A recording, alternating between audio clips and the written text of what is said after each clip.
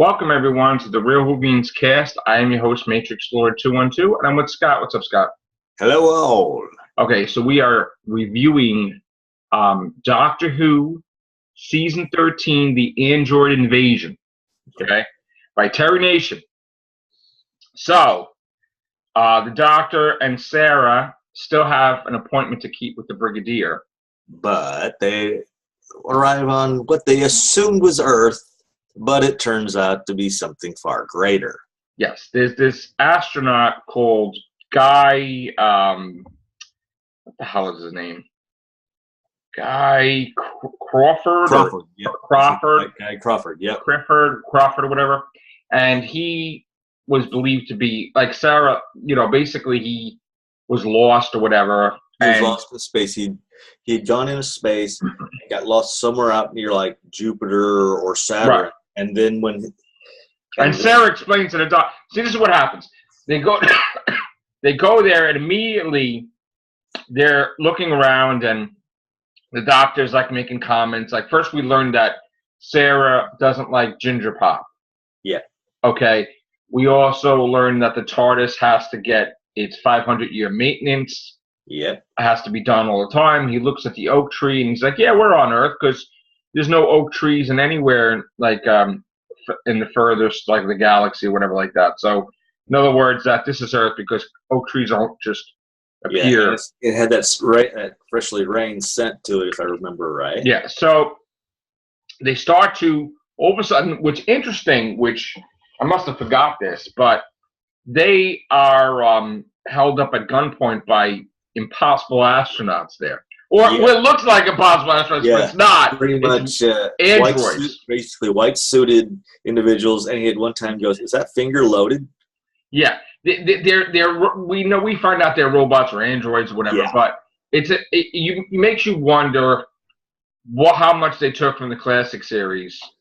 And it looks like an astronaut going to shoot at you, which we did see that later on. It also looks like a slab. If you think about it, the white suit with all that, it looks more like a white suited slab. Yeah. We start to see something out of Invasion of the Body Snatchers, Stepford Wives, where they see that this unit soldier is like walking weird, and then he just falls right off the cliff. They investigate, he broke his neck or whatever, and Sarah falls, he grabs her, she's hanging from the thing.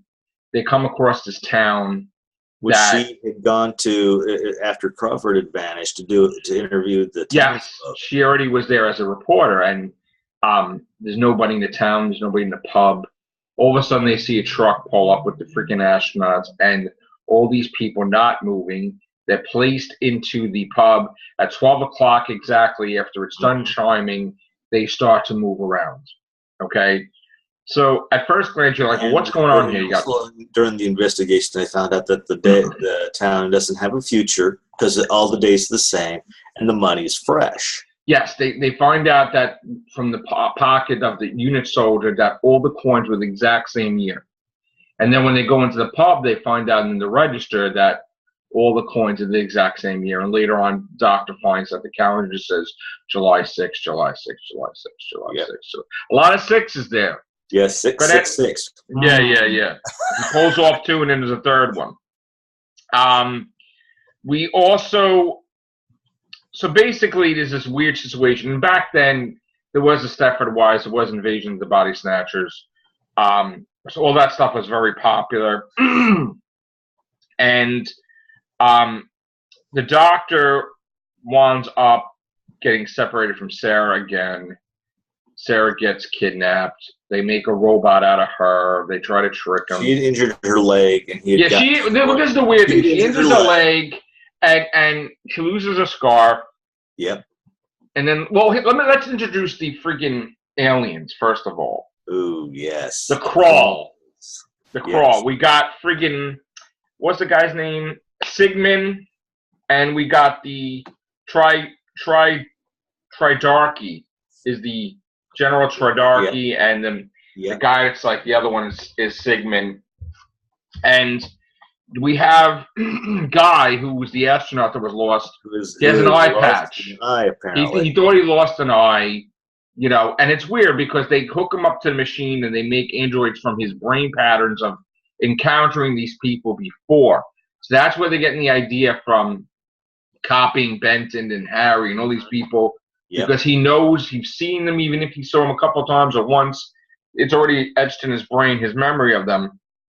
They're basically planning to create a fake scenario, a fake Earth, as a test to see if they could take over the Earth very easily. So it's basically like a simulation. Yep, that's basically sort of like Extremis. Well, what was the first part of Extremis? It was Extremis, and then it was Pyramid at the End of the World. I'm doing Truth Monks I'm talking about. Yeah. It's kind of similar to, like, it was a simulation, basically, that they had. And they were going to blow up that Earth or whatever. But the Doctor didn't know it was basically what they had plans on doing is send the androids in first. They would disperse a virus, and then after the virus had dissipated, they would come to Earth and take over. That was before the virus. The whole thing is before they did the virus thing. This is a simulation, so they're not going to disperse the virus. So they just wanted to test if they could take over the Earth. And then once they did that, they ended the simulation by blowing up the whole simulation. Which before that got caught into. Before that, the Doctor, they see that from, the Doctor gets captured, Sarah frees him. They see that the Doctors get involved and like, who's this? He's interfering in the science. This was part of the test as well. Yeah, and it turns out that the guy, even when they're captured, the guy is like trying to tell them, just trust me. I made sure they're not going to kill anybody on Earth. They're just going to take over the planet. And the guy, and Doc's like, you're brainwashed, dude. You're brainwashed because they're going to kill everybody. They're going to just, And we find out later on that the guy wants to expose the virus and kill everybody, and he was torturing the Doctor. I wasn't even aware of this. As far as he knew, this was just like a simple landing. They go, oh, hi, how you doing? Here's your first contact. He has a grudge against the human race, the guy, the astronaut, because he thought they left him for dead. And they gave up searching on him. So he's like, the hell with them. The crawl saved me. They rebuilt me. They weren't able to restore my eye, but it's okay. And lo and behold, nothing was wrong with him. He didn't get hurt at all. They just brainwashed him into thinking that he had no eye. Meanwhile, he took the eye patch off. He has an eye. So it's like stupid. And the best thing is, a lot of the best things we got to see the Doctor encountering the androids. The pub. There was a pub guy that you got to see the Doctor's like an expert at throwing darts. That's for sure. Perfect bullseyes on that sucker. There's another thing. The dartboard was fresh as well. It was a camera and a dartboard. We also got that, so basically they want to tie in the Doctor to the pole at some point in time in the middle of the friggin' square of the town, and they put the bomb there. And the real Sarah has to free him. But before that, there was a fake Sarah where... Figured her out. Well, when he was in the pub, she called him. So first of all, he's like, well, how the hell does she know I'm here? And how would she have the number? So that's a tip-off right there. And then, how would she know things that, she's not supposed to know, and she's, like, running perfectly, and she didn't have a scarf? The moment he gave her the ginger pop, he knew, because she drank the ginger pop, and it's great. She don't like ginger pop. So that was the whole point. So he knew she was fake. And then later on... The famed fembot thing from the Bionic Woman, where the face comes off, and it reveals the... And when she was captured originally, she had laid water out on the... Thank God she didn't drink the water, because she laid water out on the bottom. She electrocuted the android. She's very smart. I mean, she listened to the Doctor, but she's very smart. Ultimately, she frees the Doctor. The place is about to blow up. She goes right in the pod. She hits the door. And then the plan is for the astronaut to communicate with Earth. Now the simulation's over. And they're going to send them to a trans-warp time thing. Yeah, and they're going to have the crawl is going to be on the ship with Guy. And the pod people, the androids are going to come in those things and land on Earth and take over Earth. And the Doctor and Sarah have to hide in there. Yeah. Well, side, the guy who played the Brigadier was busy for whatever reason. So he was Nicholas Courtney. Yeah. Nicholas Gordon was busy. So they got a different. They got a colonel. Yeah, so they put a colonel in there in replacement, and they stated that the brigadier was off doing brigadier in Geneva. stuff. Colonel Faraday. Yep. Yeah. Yes. So, and the whole thing was that when they got back to, well, Sarah almost got crushed. Thank God she passed out. Whatever. The doctor was like all over the place. When they got back to Earth, also the doctor. Don't forget, the doctor was tortured. From torturing him, they copied him into an android also.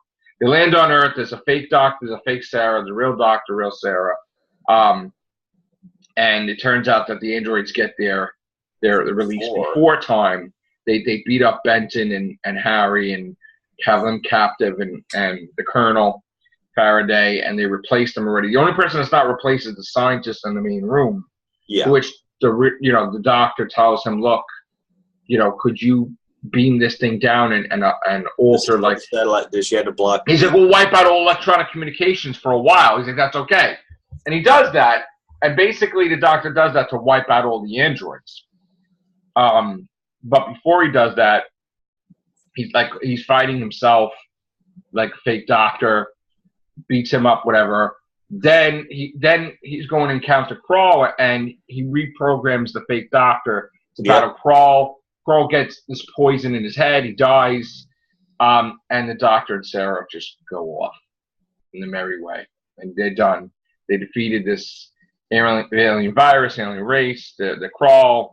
Nobody's going to come invade, and everything's going to go back to normal. So. And I know I probably stated this like dead horse, but this was the first novel, which my mom had gotten me years ago from like a little bookstore that was up in Bartlesville at the time. And it was like, oh, this is cool. This is my first novel. And then I got that even posted to the Blind Dyslexic blog page of Doctor Who sections. So, right. Interesting note. Sarah wanted to leave. Fix.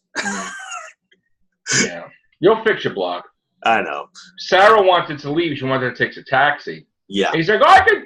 And right away, knowing that she was going to actually leave. He's like, oh, I'll take you home and TARDIS. Yeah. Meaning he snapped her out of leaving because she looked after going through all of this nonsense. She went through a knot. And she's like, yeah, I think I need a little break, whatever. He's like, no, I'll take you.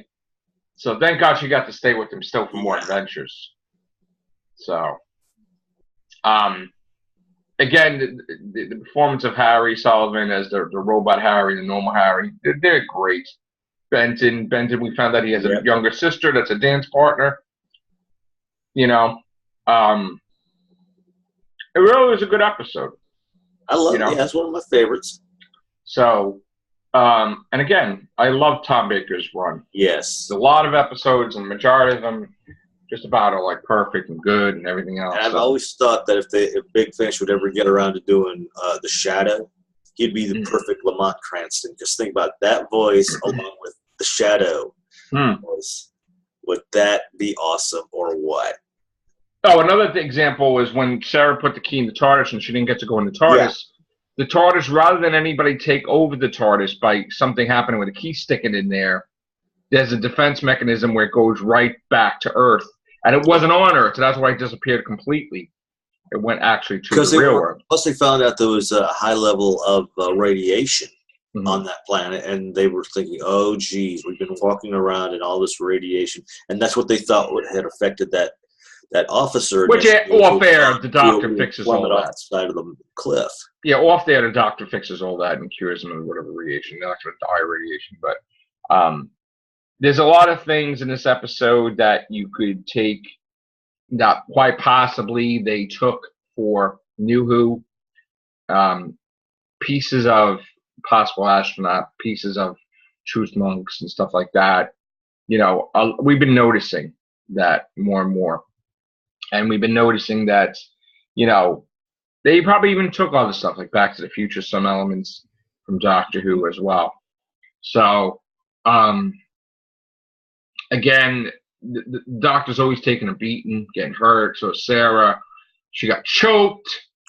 She got put. I mean, she's always getting like falling, tumbling. It's like she Must have got paid extra. Just all the things. Poor Sarah. No bad for Sarah Jane Smith. But anyway, good episode. And that's it for this review. So you got a lot of reviews lately, man. Yep. You guys are lucking out because usually we don't have time, and I'm like, whatever. But you know what? You're getting special treats. So we also got to come back with a new episode of Real Whovians Cast based on newer stuff. So we'll be back in about seconds. So take care. Bye for now.